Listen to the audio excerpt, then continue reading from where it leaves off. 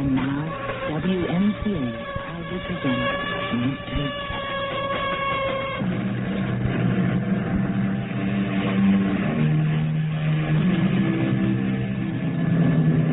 Come in. Welcome. I'm Tammy Grimes. All of us have seen, and perhaps many of us have hung, those little signs from the knobs of hotel room doors which say, "Do not disturb." Do not disturb, when you analyze its meaning, is a polite way of saying, "Don't bother me." And in this context, it becomes an invisible sign that hangs from millions of doors all over the world. Don't bother me. I don't want to hear bad news. Please, don't rock the boat. How many times, and in how many ways, and to how many people has each of us said, "Do not disturb"? I promised her. I promised Vera Svetig I would find the killer. I know. Now just rest. But don't you see? I found him. You have? Well, that's very good. Now you just need some sleep. You must listen. I found the killer. All right. I believe you. Don't you want to know who the killer is? Of course I do. Who is he? Who do you think? Me.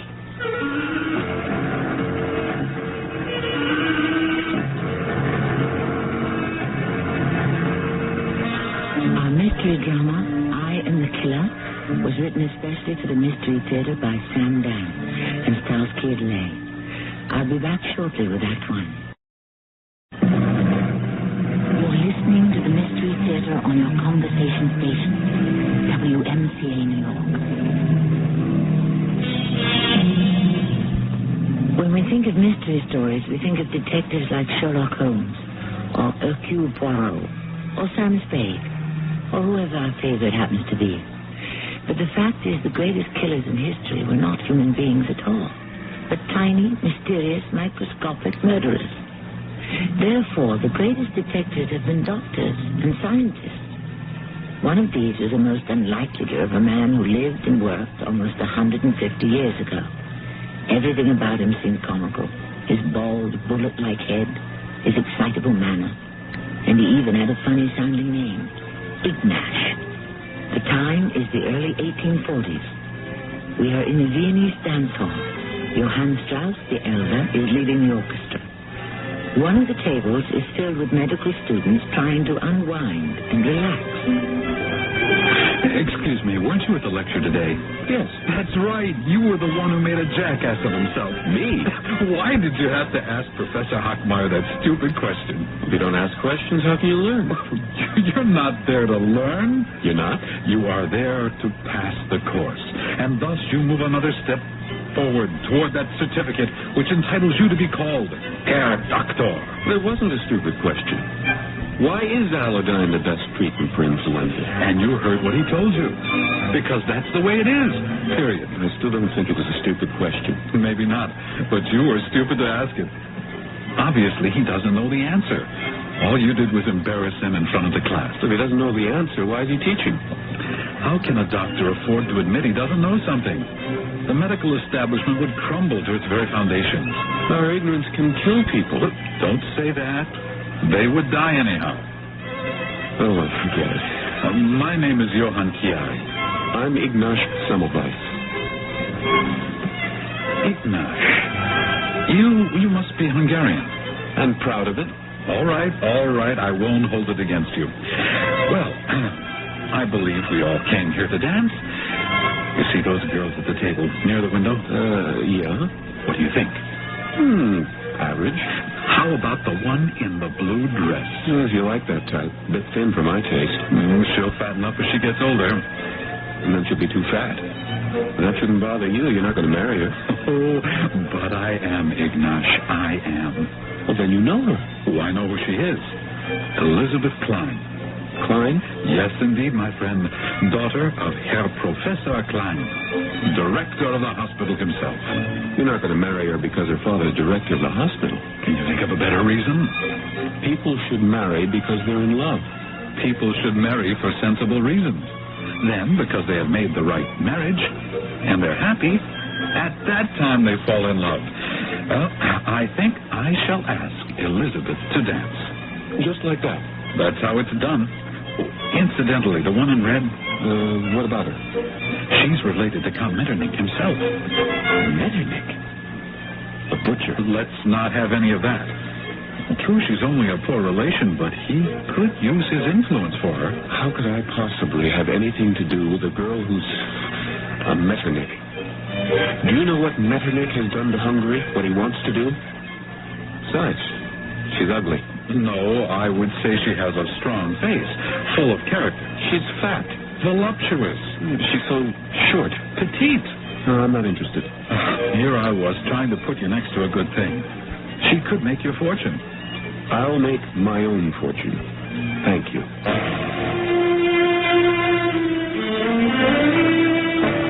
That was my friend, Ignaz Semmelweis. Caustic, abrasive, corrosive, like acid. A constant irritation to his professors. But what causes the disease, Professor Klein? That is not your concern, Herr Semmelweis. What is my concern, Herr Professor? Your concern is to show the proper respect to your teachers and your superiors. But how am I being disrespectful? By wasting the time of the class on foolish questions. Excuse me, Herr Professor. Why are these questions foolish? It is not the province of a doctor to determine the cause of a disease. His mission is to cure it. But how can we cure it? Herr Semmelweis, we have already wasted enough time. You could expect it in every class, at every lecture. He would always interrupt and ask, how? Can this be proved? Why, Professor?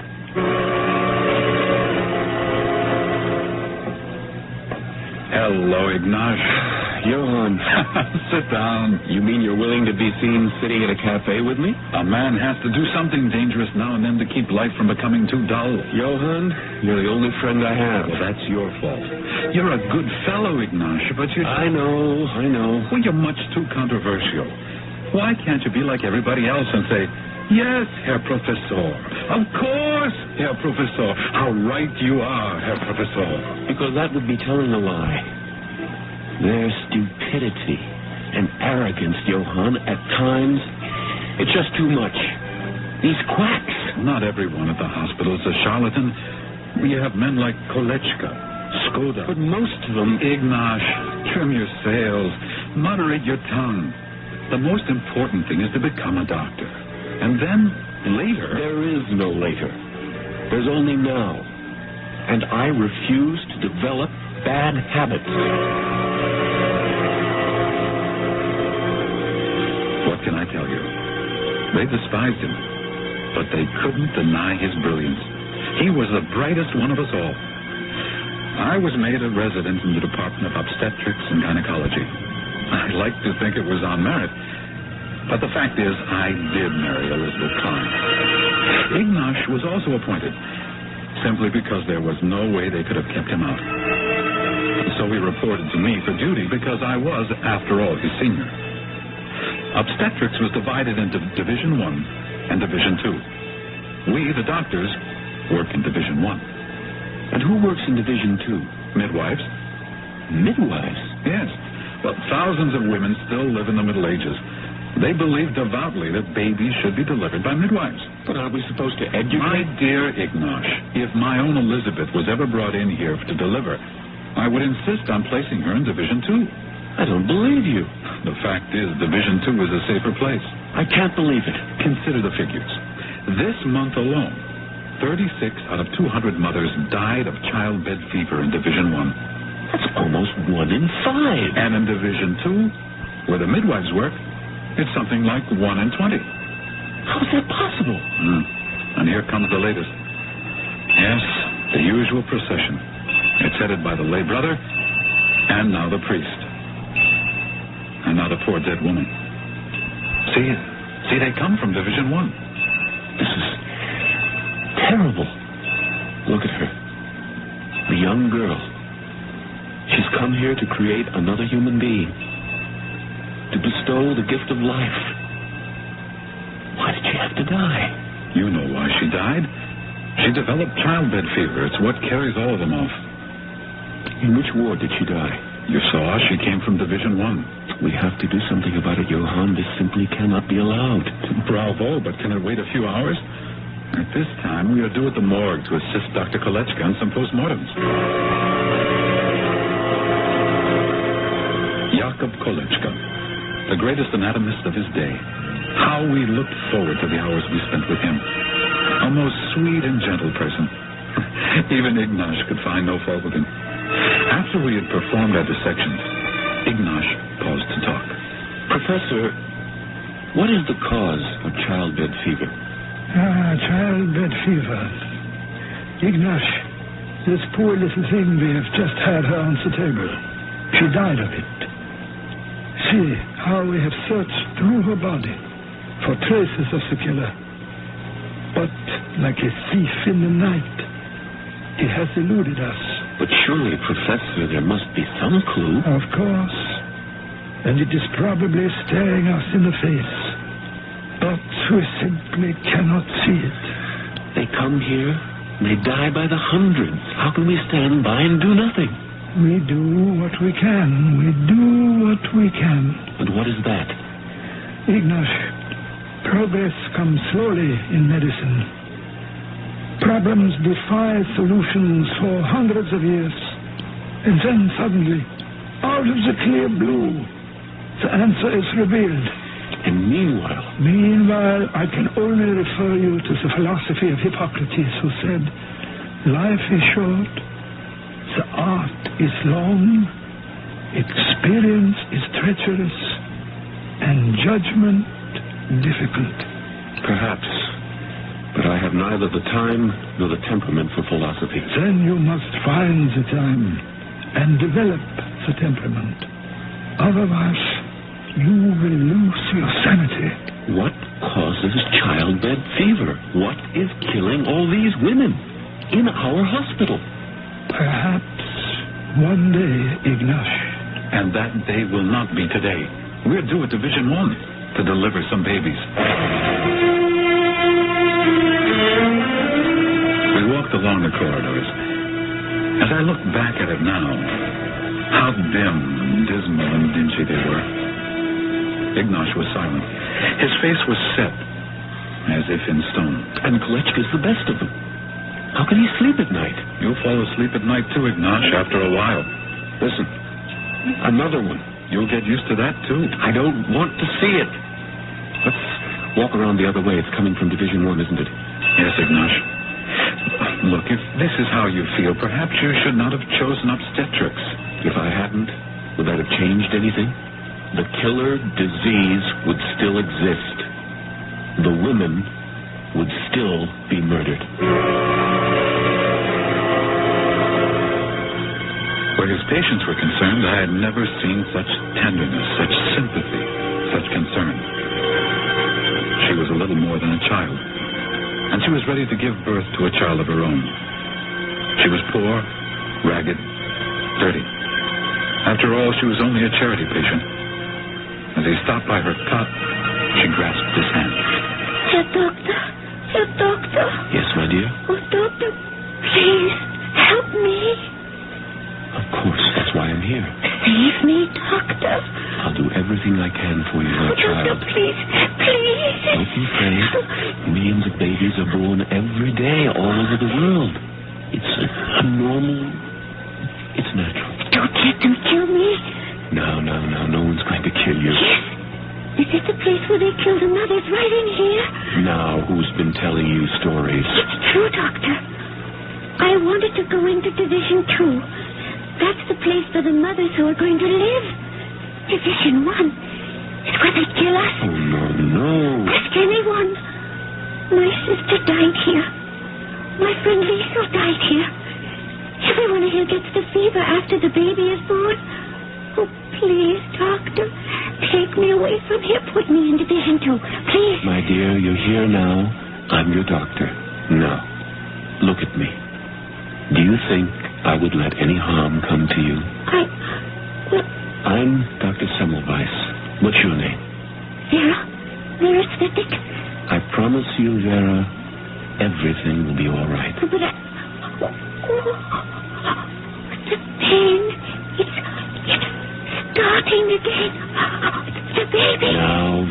can trust me. Say you trust me. I trust you, Doctor. I trust you.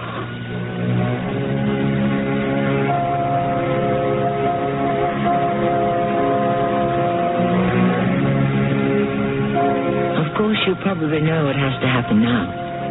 Stories that are taken from life and reality must follow a real and lifelike logic. Sometimes there can be more fantastic than the most contrived tales of the most inventive writer's imagination.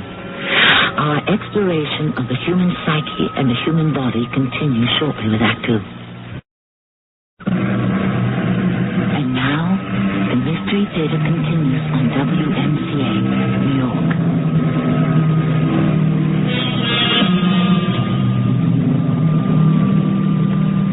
You can't fight City Hall. How often have we heard it said? Actually, City Hall need not refer to the municipal building that houses the government administration.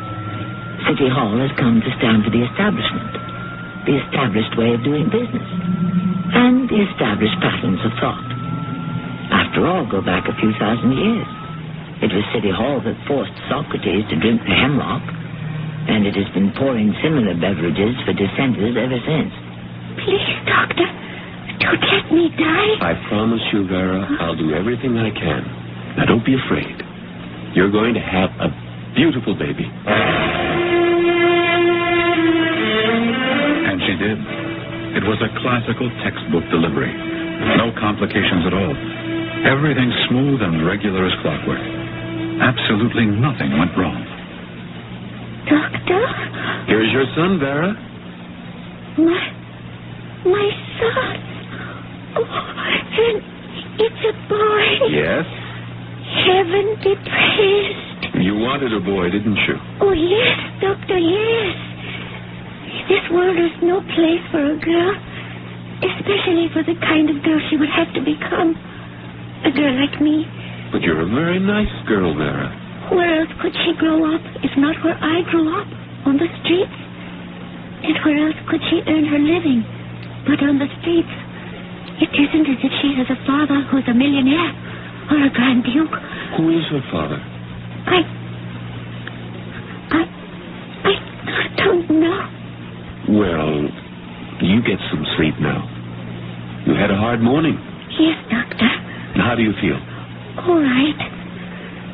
How does she look to you, Johann? Oh, pulse seems regular. Breathing appears normal. Color is fine. Yes, I thank the good Lord. This one will survive.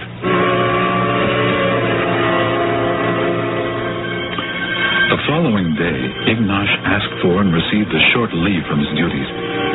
He disappeared from sight.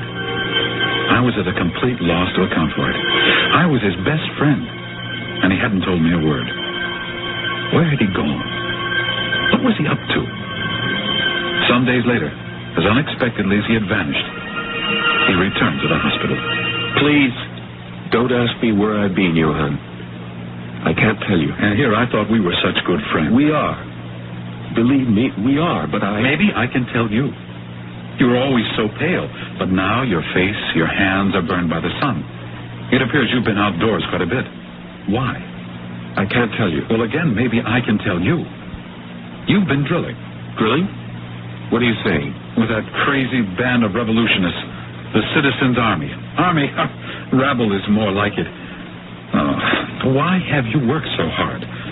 So that you could throw your life and your career away on some barricade? We are doctors. We are above politics. But we are not above humanity. We are not above freedom. We are not above justice. I should have known better than to get you started. All right, let's get to work. I've got a great deal of catching up to do. How are things in our maternity division? No better. They still die. Yes.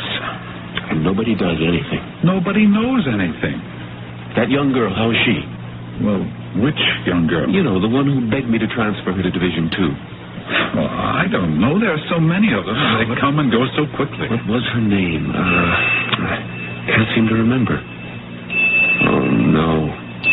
Not another one. Why? Why do they have to march like that through the hospital corridors? Come now. You can't get angry at everything all the time. Reverend Father, what is the name of the... My son, we pray for the soul of Vera Svetic. Vera Svetic. That was her name. I remember now. That was her name. No, she can't be dead. I promised her she would live. She cannot be dead. But she was. From a living, breathing human being, she had become a statistic. The 37th victim claimed by childbed fever that month. We were well on our way to a record. We went to the morgue for our session with Dr. Kolechka. Ignash gave him no rest. She came to you here? Yes, Ignash. You did the post-mortem? Yes, Ignash. What did you see? What did you find? What did you learn? The answer to all three questions. Nothing. There is a killer running loose in our maternity division. We must find that killer. And we will. We will search through the body. We will keep looking through the tissue. The murderer is in there. Right now, we cannot see him. But he cannot hide forever. If we live long enough and work hard enough, in time, we will learn all the answers. But we cannot expect to live forever. In time, both Ignash and I were promoted. I became Dr. Klein's surgical assistant. True, I had married his daughter, but I liked to think it was on merit. And Klein surprised everyone by naming Ignash head of maternity, Division 1. Now the ward was his to run as he saw fit. He could tell the other doctors what to do and how to do it. Why? Why has Klein given me this promotion? Because you deserve it. No, I don't believe that. No, he had some ulterior motive. Ignash, sometimes you have to give even a man like Klein credit for a decent action. Of course, it's obvious. Division 1 is a disgrace. All Vienna knows is a death trap. And he's made me its chief to frustrate me, to destroy my reputation. Why can't you believe he gave you the job because he knows you're the best man? If anyone can stop the deaths that take place there, you are the one. You think so? Let's find out. I'll challenge him. I'll ask him for money, for personnel, so that I can experiment and do research. Yes, I'll throw down the gauntlet. No, don't do that. Listen to me. Don't demand. Appeal to his vanity.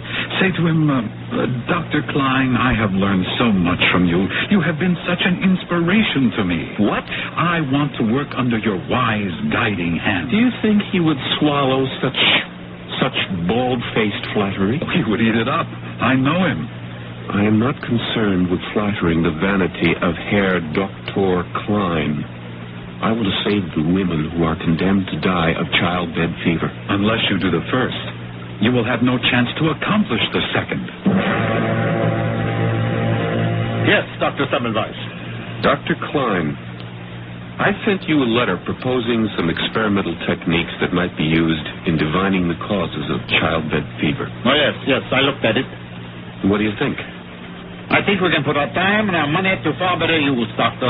Better use? What can be better than discovering the killer of thousands of women each year? What can be more important than learning the cause of childbed fever? We know the cause of childbed fever. We do? Of course. Dr. Semmelweis, you are a good physician, but you are always crusading and stirring up a fuss about one thing or another. So you neglect to listen to those who might be able to give you wise counsel. What is the cause of childbed fever, Dr. Klein? Miasmic caloric influences. Dr. Klein, I'm serious. Are you saying I am not? Miasmic caloric influences? You have never heard of them? Yes, but it's But what? I thought it was a joke. Why would it be a joke? Miasmic caloric influences. What it says is that childbed fever is caused by a miasma, a kind of poisonous vapor that arises from decaying animal or vegetable matter. You have stated it quite succinctly, Dr. Semmelweis. And when these vapors arise from a swamp, they cause malaria. But that's impossible. Impossible? Why? How do you account for the fact that childbed fever only attacks the women in Division 1? We are not required to account for it. Why not the same fatalities in Division 2? Look, fate, predestination, take your pick. But none of these have anything to do with medical science. This is superstitious nonsense. Really, Dr. Semmelweis, this interview is over.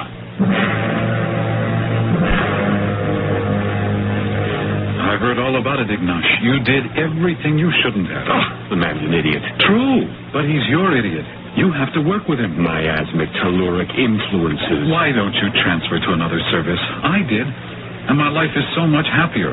No more childbed fever. I broke my promise to Vera Svetic. She's not the only one who died. To me, she represents all of them. Every woman in that ward who looks up at me with hope and trust in her eyes. And I betray them all, just as I betrayed her. I'm going to find that killer, Johann, if it's the last thing I do. It may well be. But what's the first thing you're going to do?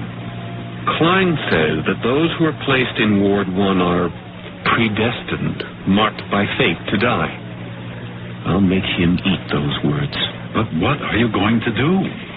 Come down to Division 2 and watch me. Good morning, Dr. Semmelweis. Good morning, Sister Margaret. How are things in Division 2 today? Very fine, Dr. Semmelweis. They haven't had a single case of childbed fever here in over a week. Yes, so I understand. Tell me, how do you account for it? How do I account for it? Is the doctor asking me? Yes. Since the doctor honors me, just an ignorant midwife with that question. Never mind this nonsense. If you suspect anything at all, you must tell me. Since the doctor is speaking frankly, I can only suspect that midwives are more successful at delivering babies than doctors. Obviously. But why? I cannot say, doctor. It has been suggested that the women who come to Division 1 are destined to die, while those who are sent to Division 2 are destined to live. Now, what do you think of that? Who has suggested this ridiculous theory? Dr. Klein, the director of the hospital. Oh, well then, in that case, it is probably quite valid. Let's find out. We shall move all your Ward 2 patients into my Ward 1, and all my Ward 1 patients in here. Oh, no. No? I am the head of Division 2. I refuse. My good woman, you may be the head of this division, but I am the head of the entire department of obstetrics and gynecology. We will make the change. At once. To move all of the patients? No. The patients will remain where they are. The staffs will move. All your women will go and work next door. All my doctors and medical students will come and work in here. And so, we shall see.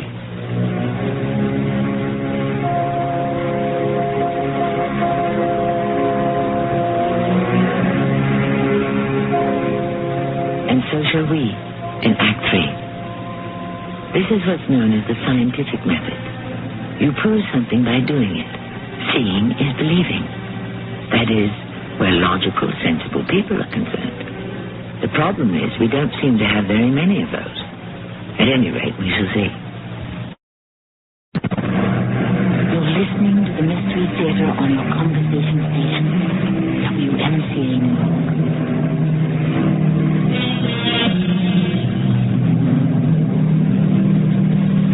All the things we never think about.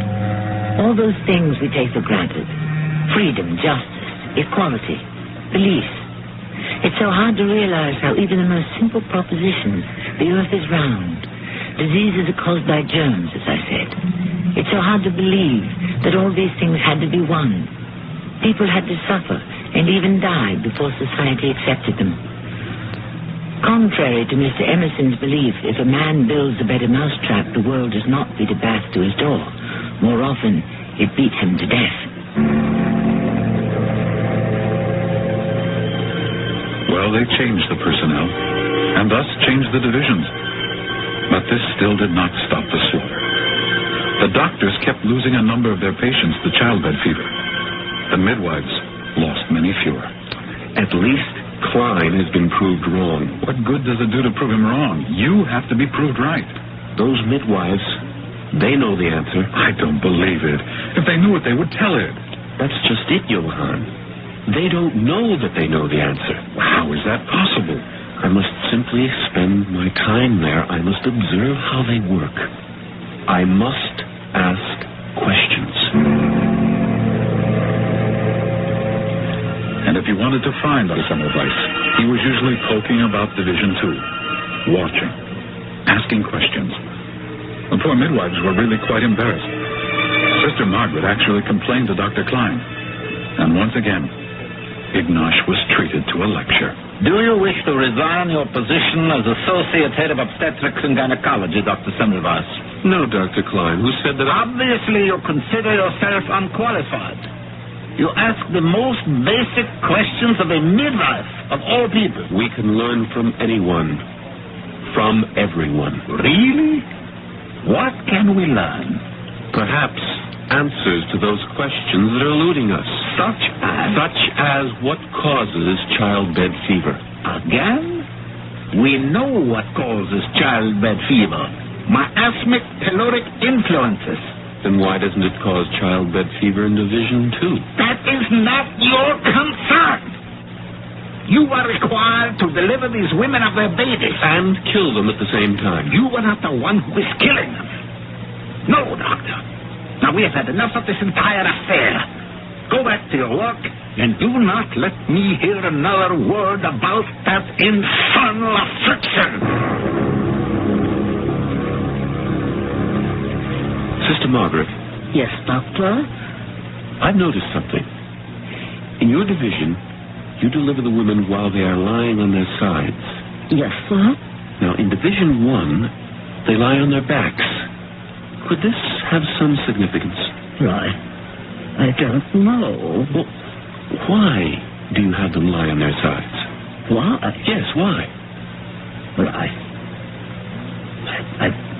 don't know. Well, surely there must be a reason.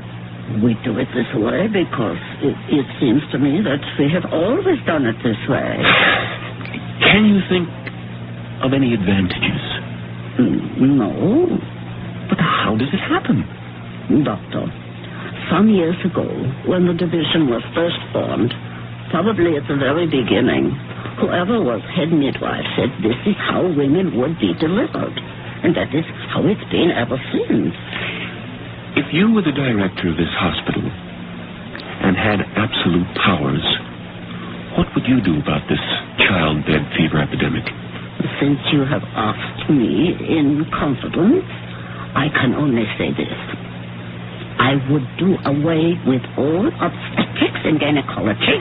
I would prohibit doctors from delivering babies. By law, I would restrict that function to midwives. Surely you'll admit that there are certain births that are beyond the skill of a midwife. Certain deliveries that require cesarean surgery.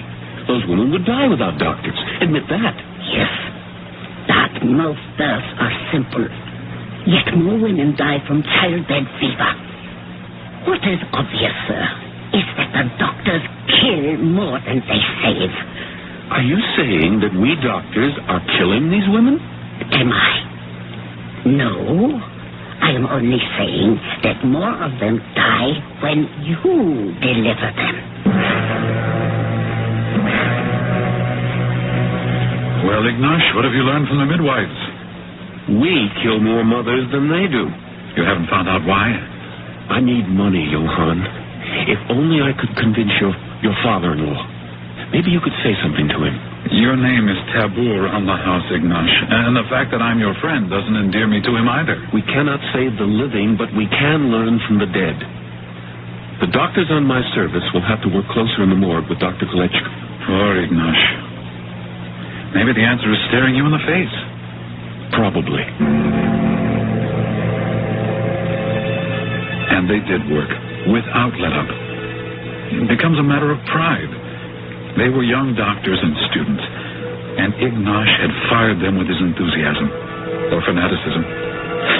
And day after day, they all studied with Kolechka in the morgue. And then, one morning, a seemingly trivial event occurred. Gentlemen, On the table is a woman who has been killed by our nemesis, childbed fever. Dr. Kolechka will lead the study, and one of you shall assist him in the dissection. Let me see. Herr Schleuter, this will be your first time. Step forward. Dr. Kolechka. Oh, yes. Young man, Herr Schleuter, is it? Pick up the scalpel and make a lateral incision here across. No. You cannot cut so deeply, young man. You're not slicing a melon. Gently. Here. No. Here, let me hold your hand. And now to get up. I'm sorry, Doctor. Doctor. No. It is all right. It's all right. It's just a cut. Here, let me. No. It's a hazard. All of our anatomy instructors must live with. You see, it bleeds cleanly. It is not very deep. I'll dress it myself. Dr. Semmelweis, will you finish the demonstration? Yes, of course, Herr Doctor. Suddenly, things went badly in Division 1. The death rate, always high, went even higher. Ignash went without sleep. He spent days and nights at the hospital. I was afraid his health would be broken. Ignash, you must get some rest. Does the killer ever take a rest? The killer? Yes, the killer. The killer that stalks my Division 1. The killer that strikes without mercy and at random. The killer that is never sated but needs more and more victims. Ignash, I think I once said the answer might be staring you in the face. Well, if it is, I don't see it. Do you see it? Do you see it, Johann? Perhaps. Then tell me. Tell me. Who killed my little Veresthetic? Providence. Providence. You've been infected by your father-in-law. A kindly Providence. Kindly. Poor Veresthetic. First a child, and then a woman of the streets. Well, what did she have to look forward to? Cold, hunger, disease. How much longer did she have to live in any event? I can't believe you're saying this, Johann. All of the... Well, most of them. Who are they? The homeless, the waifs, the prostitutes, the dregs of society. They're human beings. Of course. But perhaps they're better off dead. No one is better off dead. Maybe this is nature's way. Nature? Yes, nature is cruel. Nature sends us wars and famines and pestilence. Why? So that we are not crowding one another off the face of the earth. And that's why they die of childbed fever. Well, it could be the reason. I cannot accept it. I will not accept it. The killer will be caught, and I shall catch him in the morgue. I go now to work with Dr. Kolechka. His eyes were so feverish. He seemed so excited. I was afraid to let him go alone. And just as well. When we arrived at the morgue, we were greeted by a shattering piece of news. The place was empty, except for the porter. Where's Dr. Kolechka? Oh, haven't you heard, sir? Haven't I heard what? Why is there no class being held here? Well, Dr. Kolechka is dead. Dead? No, that's impossible. He can't... I am sorry, Your Honor. But I spoke to him just a few days ago. I tell you, he was in perfect health. Yes, sir. They say he died of blood poisoning. Yes, that is exactly what had happened to Jakob Kolechka, a great doctor, an even greater human being. Blood poisoning. That's what the diagnosis had been. And that's what the post-mortem had proved. How did he get it, Ignash? How? It might have been... Wait. I know. You know? Yes, and you do too. Or you should. How would I know? You were there when it happened. You saw it happen. What? Schleuter, that clumsy, heavy-handed medical student. He was assisting Kolechka at an autopsy. Well, what does this have to do with... Schleuter didn't know how to make the proper incision. Kolechka held his hand to give him a feel of the right pressure. The knife slipped in Schleuter's fingers and cut Kolechka. You saw it. That's how Kolechka became infected. That's how? And that's how they get it. That's how... Who gets what? The women. That's how they get childbed fever. Now, wait. We were talking about blood poisoning. Isn't that precisely what childbed fever is, Johann? Johann! I've been searching for the killer day and night without rest, and I found him. Do you know who he is? Me. I am the killer. Ignash, you need some rest, some sleep. I am the killer. I killed Vera Svetic. I came from the morgue with the infection on my hands, loaded with diseases. I came to Division 1 to deliver babies. I killed Vera Svetic. All of us killed her. Ignash, you can't just blame yourself. Why? Why don't they die in Division 2? It's so simple. Midwives do not perform autopsies. Midwives do not attend pregnant women with diseases on their hands. Why didn't we see it? Why couldn't we see it? Now listen to me. Here's what we're going to do. Every doctor, every student who comes into Division 1 will first wash his hands with soap and water and then rinse them in chlorine. Those are my orders.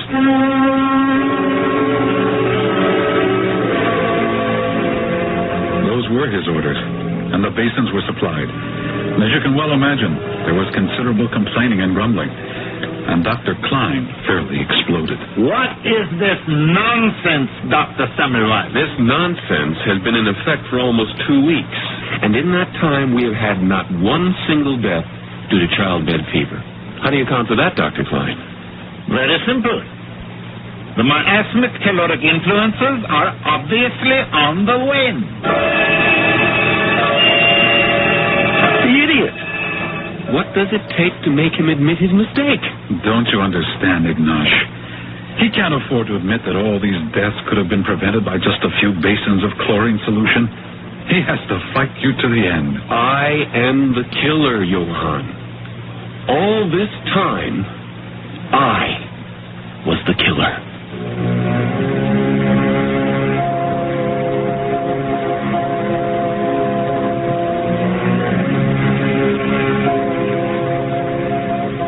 It took years before everyone finally saw what should have been obvious in the first place. We say there are none so blind as those who will not see. It might be illuminating to find out why so many people prefer the darkness to the light. I shall return shortly. And now, the Mystery Theater continues on WMCA, New York.